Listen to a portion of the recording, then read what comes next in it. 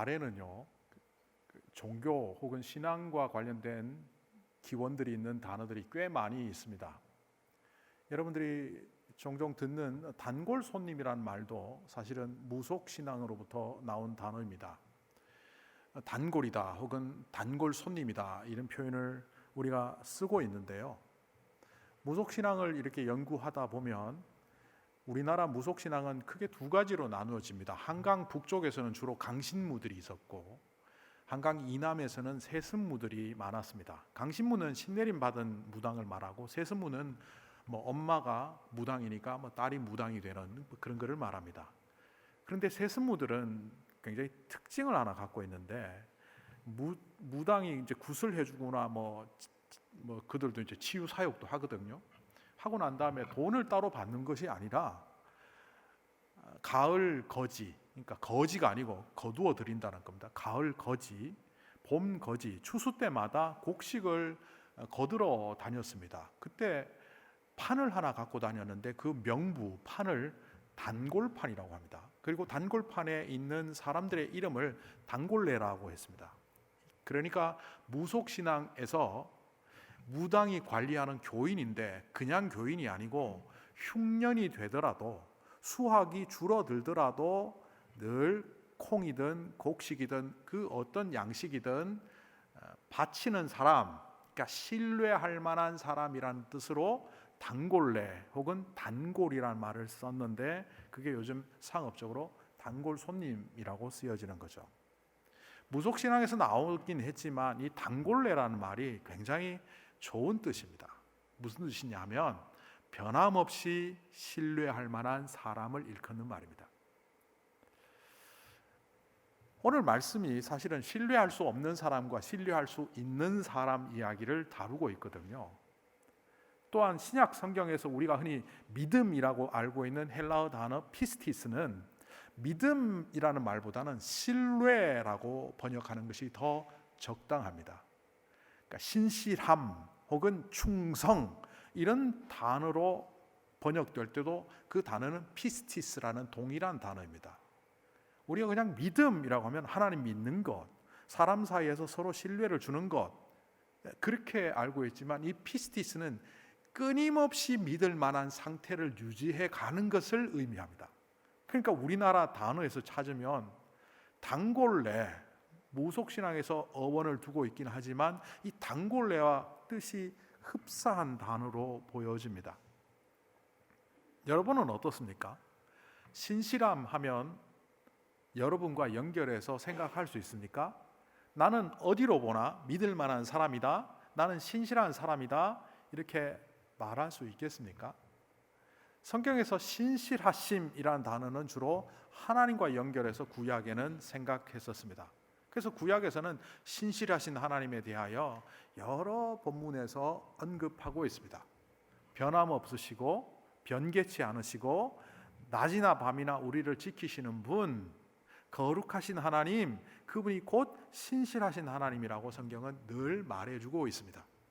그런데 이것이 신약 성경으로 넘어오면서 교회가 세워지고 교회 공동체가 조금 다르게 사용합니다. 첫째는 신실하신 하나님, 이걸 말하고 있지만 둘째는 어디다 사용하느냐 하면 하나님이 우리에게 신실하게 하신 것처럼 우리 또한 하나님을 향하여 신실함을 드려야 한다는 거죠.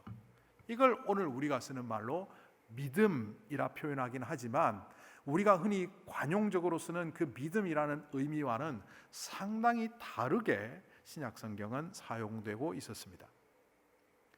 오늘 성경에 보면 예수님이 언급하는 한 부류의 사람과 예수님 앞에 서 있는 한 부류의 사람들이 등장합니다. 예수님 앞에 서 있는 사람들은 예수님 앞에 표적을 요청하는 사람들이고, 예수님이 언급하는 사람은 그 사람 속에 빛을 갖고 있는 사람들을 의미합니다.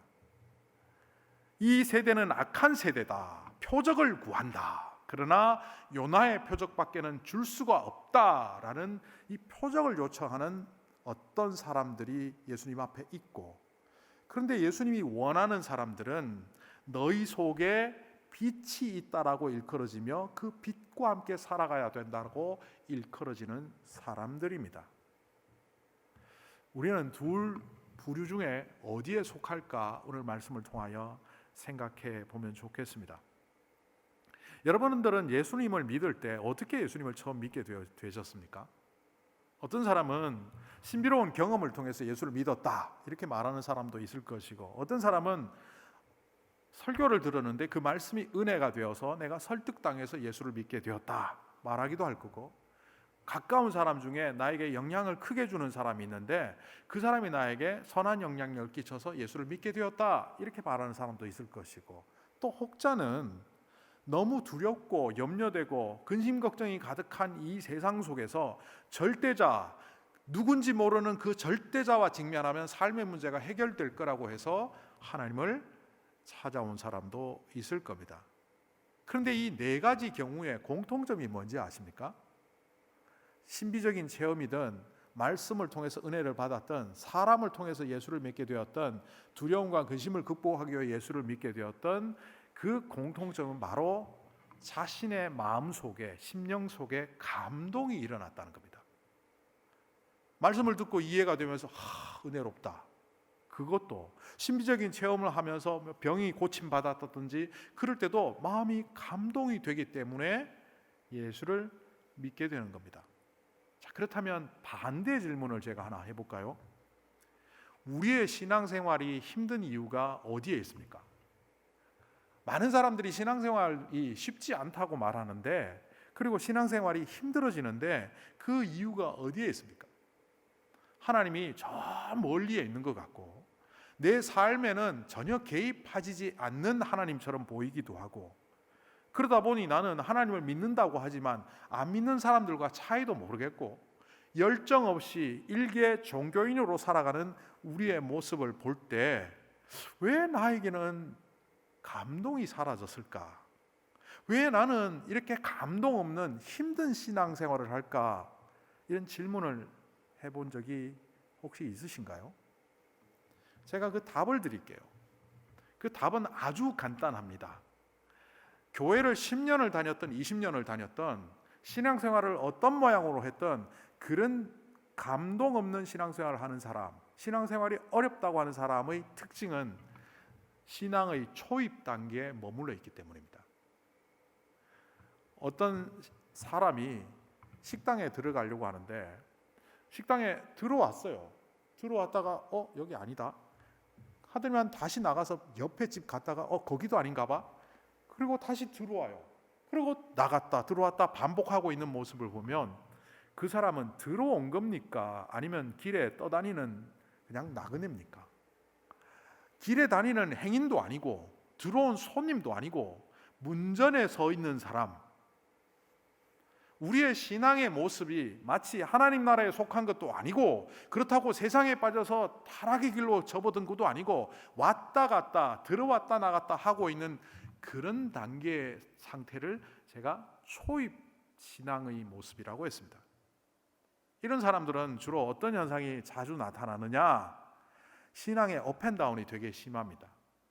하나님이 나를 사랑하시는 것 같이 막 업돼 있다가도 삶의 위기가 찾아오면 어느 순간 하나님은 나를 사랑하시지 않는 것이 아닌가 다운됩니다. 어려운 일을 닥치거나 자신이 원하는 방향으로 삶이 인도되지 못할 때 하나님을 의심하고 심지어는 하나님한테 마음이 상하기도 합니다. 삐쳤다라고 표현하기도 하고 실망했다라고 표현하기도 하면서 급기야 하나님의 사랑에 대하여 나는 확신을 가질 수 없다고 흔들리는 삶을 살아가고 있죠. 이렇게 살면 신앙생활이 재미가 없습니다. 재미라는 것이 단순히 퍼니하다라는 의미가 아니라 그 신앙생활의 즐거움이 분명히 있거든요. 세상이 줄 수 없는 기쁨이 있고 그 신앙생활을 통하여 우리가 누릴 수 있는 평화와 놀라운 것들이 있는데 그런 걸 전혀 누리지 못한 채 신앙생활을 하게 된다는 겁니다. 제가 예수님을 믿고 동행하다 보니까 누리는 기쁨이 있습니다. 저는 목회자로서 늘 이렇게 기도합니다. 성도들도 저와 같은 이런 기쁨 속에 신앙생활을 할 수 있도록 주님 허락해 주십시오. 그리고 제 목회의 목표 중에 하나가 그 예수 믿는 기쁨을 우리 성도들이 좀 누리면서 살았으면 좋겠다. 바로 그것이기도 합니다. 그런데 이 초입 단계에 머물러 있는 사람들은 잘 모릅니다. 몇십 년을 교회를 다녀도 전혀 모릅니다. 맛을 모릅니다. 제가 어릴 때 70년대에 카레를 좋아해 갖고요. 우리 어머니가 그렇게 카레를 자주 하시진 않았는데 가끔 카레를 해주시면 오뚜기 카레 가루를 사와서 분말 가루를 뭐 어떻게 해갖고 야채 넣고 해주셨어요. 이 이야기는 우리 어머니가 안 보셨으면 좋겠는데 뭐 자주 해주지도 않고 어쩌다 한번 해주셨지만 이게 카레 맛인가 보다 하고 살았어요. 식당을 가도 그 비슷한 오뚜기 카레 분말 가루 맛이 나서 카레는 다 이런가 보다 하고 살았는데 어느 날 제가 결혼을 했습니다. 집사람이 카레를 해주겠다길래 뭐 금방 해주나 보다 했는데 이게 2시간 3시간을 걸려서 해주는 거예요. 봤더니만 제조 공정 자체가 다릅니다. 버터를 살짝 뭐 녹이듯이 밀가루를 넣고 같이 볶고 룰을 만들고 뭐 룰한 게 있어요. 그걸 야채랑 볶고 고기랑 볶고 뭐 물을 붓고 뭐 스프처럼 만들었다가 나중에 푹 끓인 다음에 뭐 강황 가루를 넣어서 카레를 만드는데 제가 그걸 처음 딱 먹었는데요. 제가 지금까지 가짜 카레를 먹었다. 이런 생각이 들었습니다. 어머니가 안 보셨으면 좋겠네요. 그 맛의 기억은 없는데 그 맛을 느꼈던 그 기억은 납니다. 느낌이. 와, 차원이 다르네. 내가 이런 카레를 먹어보지 못하고 늘 3분 카레만 먹었구만. 신앙생활을 제대로 느끼는 것과 모르는 것의 차이가 아주 큽니다. 신앙생활의 제맛을 모르는 사람들은 고난이 오면 바로 나자빠집니다. 그런데 신앙생활의 제맛을 아는 사람은 이 고난을 관통했을 때 오는 더 큰 기쁨, 더 큰 영광을 기대하기 때문에 그 고난이 고난으로 다가오는 게 아니라 훈련으로 다가오고 그 힘든 시간이 오히려 나를 성장하게 하는 지점이라는 것을 알기 때문에 그 고난이 괴로운 것은 사실이지만 그 고난을 통해서 얻게 되는 보람을 기대합니다. 그러니까 의미를 느끼며 살아가는 거죠. 나는 왜 이래? 세상 사람들이 흔히 하는 말처럼 내 팔자가 세구만, 이런 식의 말을 하지 않습니다. 모든 것이 합력하여 선을 이루시는 그 하나님의 능력을 내가 알고 있고 이미 맛보았기 때문에 흔들림 없이 고난 가운데 이겨내며 갑니다. 뚜벅뚜벅 걸어가는 곳이 메마른 사막이고 내가 살아가는 곳이 광야와 같은 곳일지라도 내가 바뀌면 이 광야는 길로 보일 거고 내가 바뀌면 이 사막에 샘물이 흐르라는 것을 우리는 믿고 갈 수 있다는 겁니다. 그러니까 신앙을 제대로 가진 사람과 신앙생활을 제대로 하지 않은 초입 단계에 있는 사람들과는 인생관도 다를 수밖에 없고 상황을 바라보는 눈이 다르다는 거죠.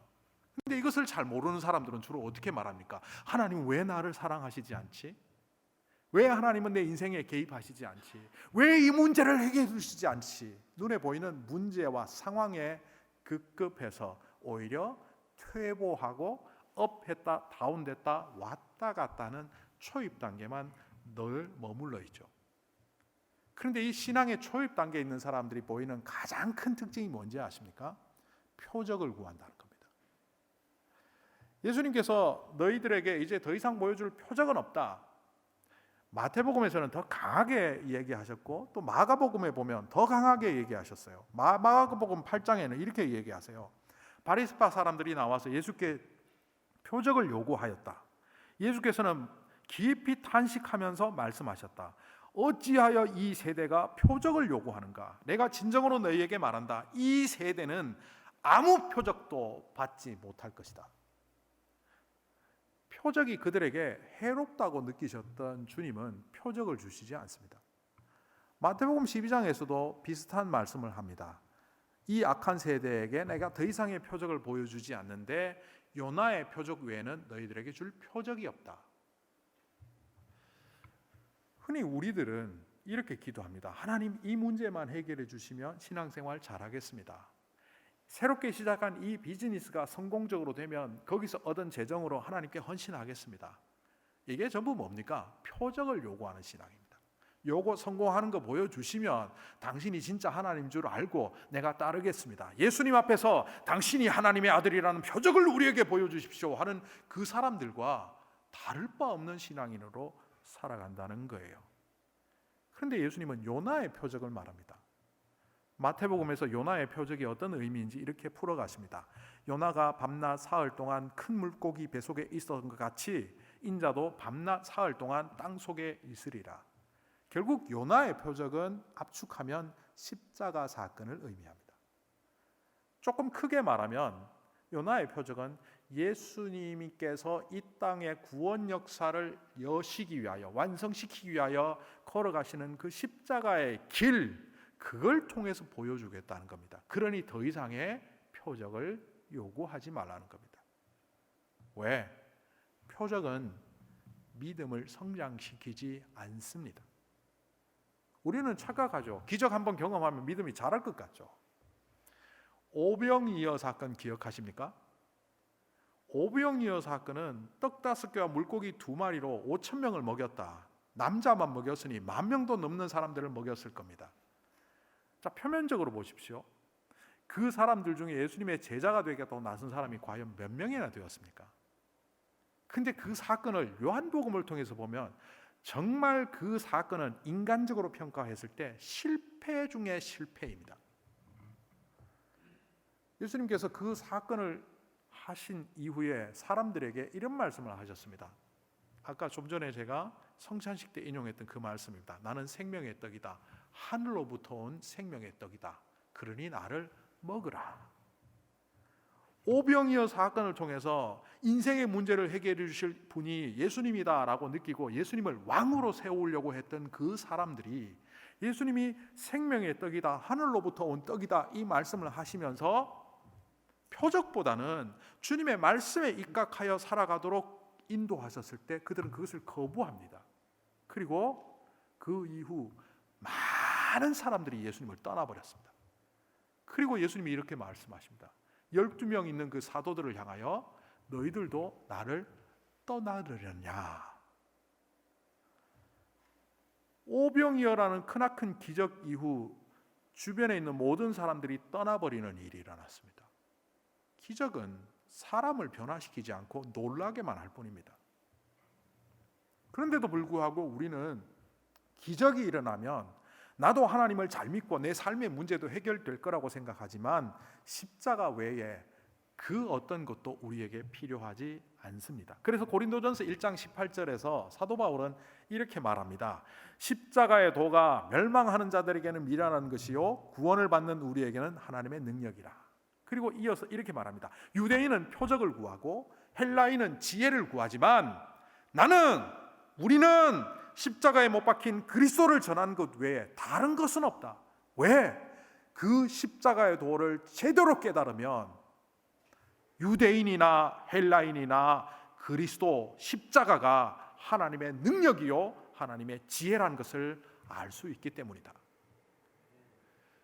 결국 다른 표적이나 지혜나 사건 없이 십자가만을 제대로 믿고 따라간다면 그것을 통해서 하나님의 놀라운 지혜도 하나님의 놀라운 능력도 경험할 수 있다는 말입니다.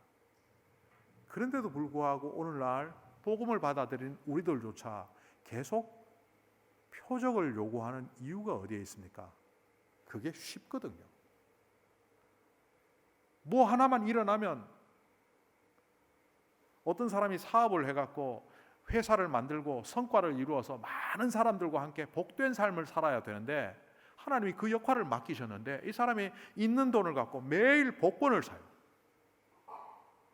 복권에 당첨만 되면 1억 달러만 벌면 5천만 달러만 벌면 내가 이 돈으로 많은 사람들을 복되게 하며 살리라. 기도 열심히 하고 금식기도 합니다. 복권 당첨되나요? 하나님은 그에게 기업을 통하여 많은 사람들을 복되게 하라고 하셨는데 복권만 사고 있다면 그것만큼 어리석은 사람이 어디 있겠습니까? 제가 빗대어서 얘기했지만 방금 이 이야기는 제 이야기입니다. 제가 중고등학교 때 성령 체험을 하고 신유의 은사를 갖고 병자들을 많이 고쳤는데 너무 두려운 마음이지 하나님 가져가시라고 했더니 하나님이 가져가셨어요. 그리고 신학교를 갔어요. 신학교 가서 그 아차산이라고 장신대 뒤에 산이 있는데 산에 가서 나무 뿌리를 뽑을 듯이 열심히 기도했습니다. 뭐라고 기도했느냐? 하나님, 제가 이제 전도사로서 사역을 하고 있고 곧 목사가 될 텐데 그 옛날에 가져가셨던 신유의 연사 다시 주시고 예언의 세고 다시 주셔서 이 능력으로 살게 해주십시오 하고 나무 뿌리를 뽑을 듯이 기도했지만 안 주시더라고요. 그때 저는 이해가 안 됐어요. 과거에 이미 체험을 했고 그것을 나에게 주시면 목회하는 데 상당히 도움이 되고 하나님께도 영광이 될 텐데 왜 안 주실까? 어느 날 도서관에서 공부하는데 제 생각인지 아니면 성령님의 감동인지 정확히 알 수는 없으나 저는 그게 성령님의 감동이라고 느껴집니다. 그날따라 히브리어가 재밌더라고요. 히브리어 재미없거든요. 그날따라 재밌었어요. 막 공부하고 있는데 그때 불현듯 제 마음에 이런 생각이 들었습니다. 봐라 이거야. 열심히 공부하고 신학교에서 신학 수업을 해서 네가 참된 하나님의 말씀을 사람들에게 설명하고 전할 수 있는 능력을 배양하는 것이 내가 너에게 주는 은사다. 사실 표적을 통해서 보여주시면 쉽잖아요.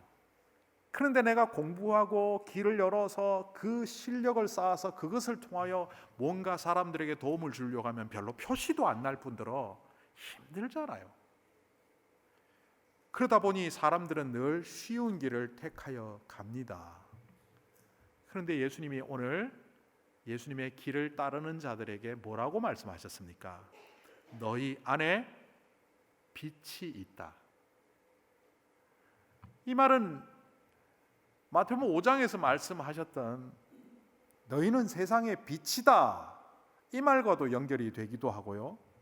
또한 하나님을 설명하는 요한 1서에서 이렇게 말하죠. 하나님은 빛이시다. 요한 1서 1장 5절에서 하나님을 설명하면서 하나님은 빛이시다. 어둠이 조금도 없으신 분이다. 그런데 예수님은 우리를 향하여 너희는 세상의 빛이다. 빛이 되라고 하신 것이 아닙니다. 너희는 소금이 되어야 한다. 빛이 되어야 한다. 이렇게 말씀하신 것이 아니라 너희는 이미 빛이다. 그런데도 불구하고 우리는 우리 안에 빛이 있는지 빛 대신 주님과 동행함으로 우리의 삶이 진정 가치 있는 삶이 된다는 것을 모른 채 늘 어둠의 자녀들, 세상의 자녀들과 똑같은 모양을 취하며 살아갑니다.